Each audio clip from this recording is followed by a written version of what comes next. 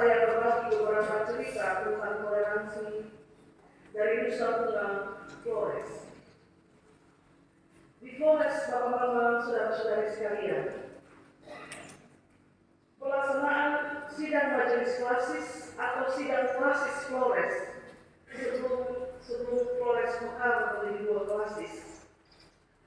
Pelaksanaan persidangan itu bukan saja menjadi tanggung jawab gereja tuan rumah atau gereja-gereja peserta persidangan.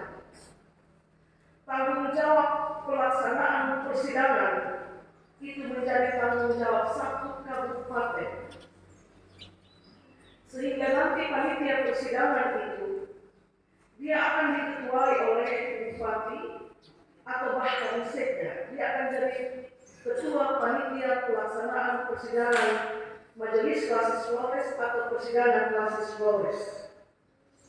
Dan nanti seksi-seksi dalam kepanitiaan itu akan diisi oleh perangkat-perangkat pemerintahan kabupaten, dalam hal ini kepala-kepala dinas, baik yang beragama Katolik maupun juga yang beragama Muslim.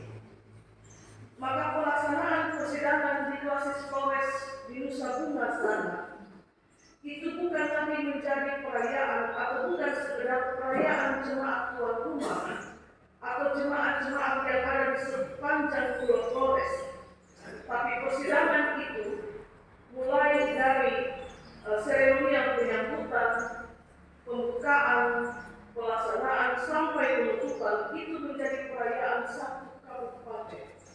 Jadi itu kami akan berjalan di rumah jabatan bupati, makan malam bersama, menari, menyanyi, lalu pulang dan bersiap untuk pembukaan besok. Yang kedua, pada bulan Agustus tahun 2017, saat saya hendak meninggalkan Kabupaten Manipio dan melanjutkan pelayanan saya ke Kabupaten Sika, jemaat di Manipio melepaskan saya dan suami saya dengan seremonial adat Manipio.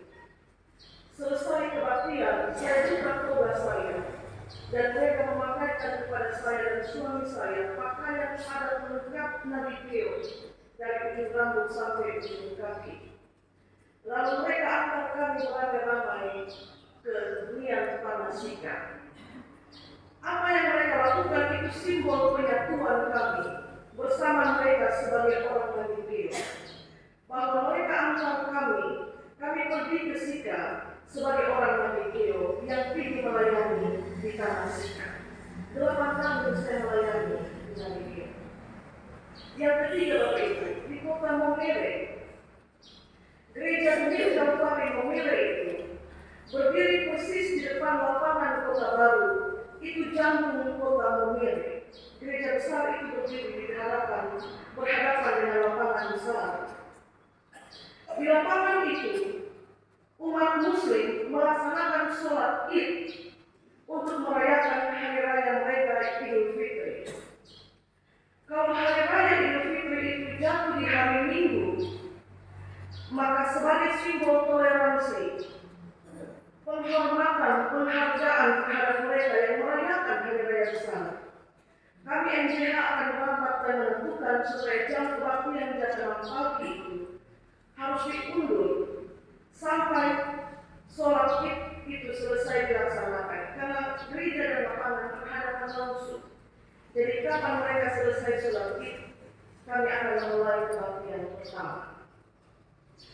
Lalu pelayanan lintas denominasi, bahkan lintas agama dalam hal ini Kristen dan Katolik juga sering terjadi. Beberapa kali, bahkan sering, kami melayani bersama Pastor Romo.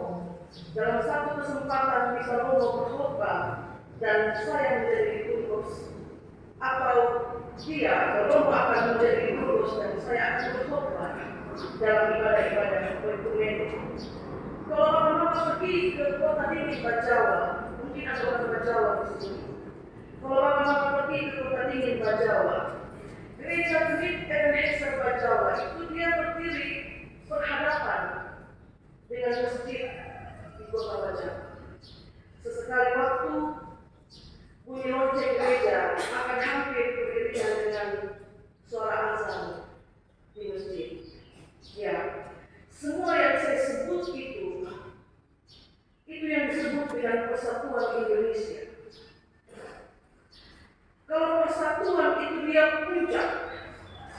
dari susunan bangunan, maka kita bertanya, bagaimana persatuan itu dia berdiri indah di atas?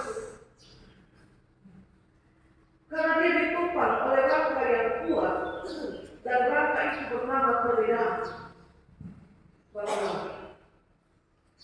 Bahwa persatuan yang indah itu, dia berdiri di atas kaki perbedaan, itu tidak bisa dihindari.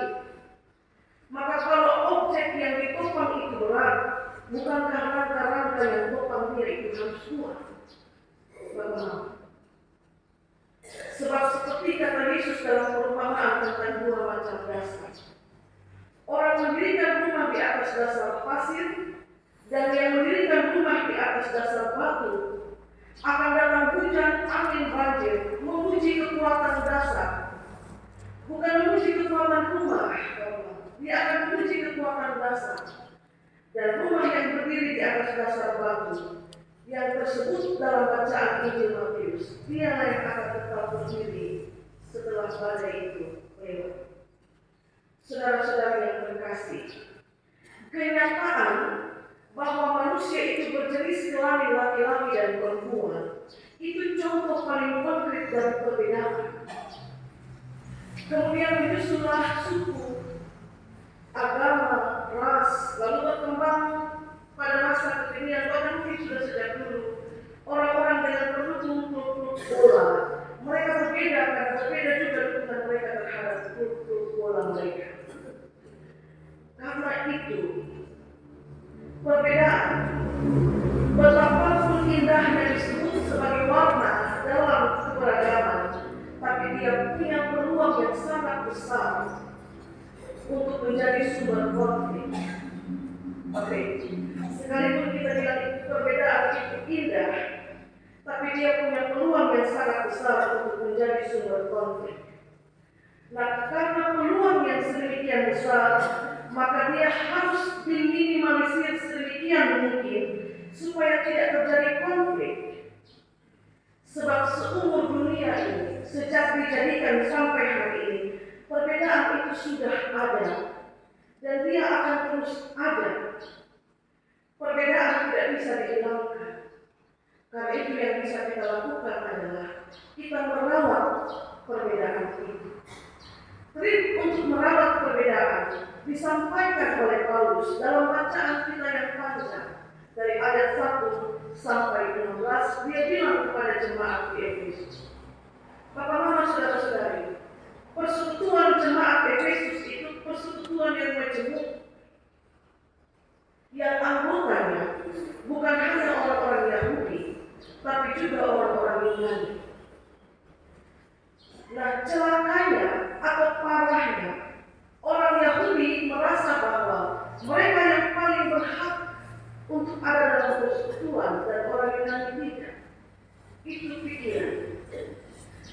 Bahwa anugerah menjadi ahli waris janji Kristus itu dikatakan oleh Paulus, itu bukan hanya dianugerahkan kepada orang Yahudi, tapi Allah juga menganugerahkan itu kepada orang-orang yang bukan Yahudi.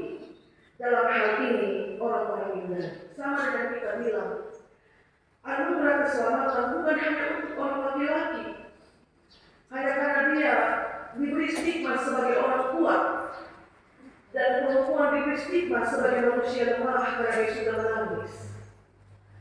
Dalam persekutuan jemaat di Efesus, kata Paulus, orang Yahudi dan orang-orang Yunani itu mereka sama-sama terima kasih karunia Allah menurut ukuran pemberian Kristus. Jadi tidak dibedakan. Kristus kasih karunia menurut ukuran yang diberikan kepada masing-masing orang. Karena itu orang-orang Yahudi dalam persekutuan jemaat, dia tidak bisa mengklaim diri sebagai yang paling besar terima karunia, sebab Allah mengaruniakan juga kepada jemaat yang bukan Yahudi. Sehingga karena mereka dikaruniakan kasih karunia yang sama, Rasul Paulus bilang, bersama-sama dalam perbedaan itu, kamu bertumbuh sebagai satu persekutuan. Bertumbuh kemana? Paulus bilang, bertumbuh ke arah Kristus. Jangan ke arah yang lain. darah Kristus. Dan karena persekutuan jemaat Efesus itu majemuk, perbedaan tidak bisa dihindarkan. Pada ayat 2 dan 3 bacaan kita, Paulus bilang begini, hendaklah kamu selalu rendah hati, kamu selalu lemah lembut, dan selalu sabar. Saling membantulah kamu sebagai tanda kasih, peliharalah kesatuan roh oleh ikatan damai sejahtera, sebab kamu itu satu roh, satu tubuh, satu pengharapan, satu Tuhan, satu iman, dan satu Allah Bapa. Tidak dua, Bapak Ibu, tapi satu. Itu trik merawat perbedaan. Perbedaan tidak bisa dihilangkan, tidak bisa. Anda hanya bisa merawatnya supaya dia tidak menjadi sumber konflik. Dan supaya perbedaan itu terawat, maka orang-orang yang berbeda ini mereka harus saling menghormati, rendah hati, harus lembut, harus sabar satu terhadap yang lain. Karena itu Bapak-Bapak bayangkan, kalau tidak ada kerendahan hati dan saling menghormati, tidak usah MCH menikah saling memilih rapat dan kita untuk kebaktian. Biarkan saja berlangsung pada zaman yang sangkan, lalu pada saat yang sama lonceng gereja akan berbunyi dan sholat id akan dilaksanakan. Justru karena kami saling menghormati, maka biarkan mereka beribadah, lalu kemudian kita melaksanakan ibadah. Maka jemaat Tuhan yang terkasih, apa yang dapat mencerai-beraikan kita sebagai Indonesia? Kalau semua yang Bhinneka Tunggal Ika dan semangat sila ketiga Pancasila Persatuan Indonesia itu hidup kuat dalam hati dan sanubari kita. Apa yang dapat memisahkan kita atau mencerai-beraikan kita sebagai Getsemani Palestina? Kalau kita semua ini datang dari satu roh, satu baptisan, satu Tuhan, satu Allah. Kita yang Sabu, kita yang Alor, kita yang Rote, kita yang Sumba, kita yang Flores, kita yang Jawa, kita yang Sumatera. Kita satu tubuh, satu roh. Kita satu Allah Bapa. Allah Bapa yang mengaruniakan keselamatan yang sama kepada anak-anaknya. Apa yang dapat mencerai-beraikan kita? Kalau kita ingat bahwa kita ini, kita satu roh, kita satu Tuhan. Sekarang, Bapak Ibu, saudara-saudari, kalau perbedaan itu ternyata sangat signifikan ditemukan dalam persekutuan jemaat Getsemani Palestina, apakah kita akan merawat perbedaan itu? Ataukah kita biarkan itu menjadi konflik? Saya ulangi Bapak Ibu, kalau dalam perjalanan persekutuan ditemukan perbedaan signifikan di Getsemani Palestina, dari titik 1 sampai titik 3, dari ayat 1a sampai 15b, apakah Anda akan merawat perbedaan itu? Apakah Anda biarkan itu jadi sebuah konflik? Kalau nanti kalau ibadah di titik 1, kita tidak usah pergi, karena dia tidak pernah datang di kita titik. Dan nanti di titik kita ramai-ramaikan, tapi titik 1 juga datang. Pemikiran itu ada, Bapak-Mama. Saya sudah berkunjungan dan saya mulai belajar mengenal isi hati Bapak-Mama sekalian. Saya ditanya oleh majelis sinode waktu saya datang, bagaimana Getsemani terus timur? Apa yang saya bilang? Saya sedang belajar mengenal jemaat ini. Yang kedua, kalau ternyata perbedaan juga ditemukan secara signifikan ada dalam rumah tangga, apakah perbedaan itu dirawat atau kemudian dibiarkan jadi sumber konflik dan lalu kita berpisah? Bapak Ibu saudara-saudari, kalau kita sekalian sungguh-sungguh menyadari bahwa perbedaan itu bagian dari warna hidup bersama yang tidak bisa dihilangkan, maka rawat kesadaran itu supaya dengan demikian perbedaan itu juga menjadi perawat. Karena kita rawat, kita punya kesadaran bahwa oh ternyata saya berbeda dengan dia.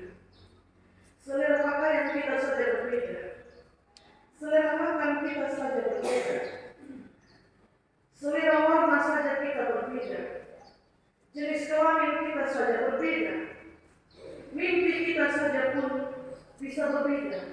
Lalu mengapa harus dipaksakan sama?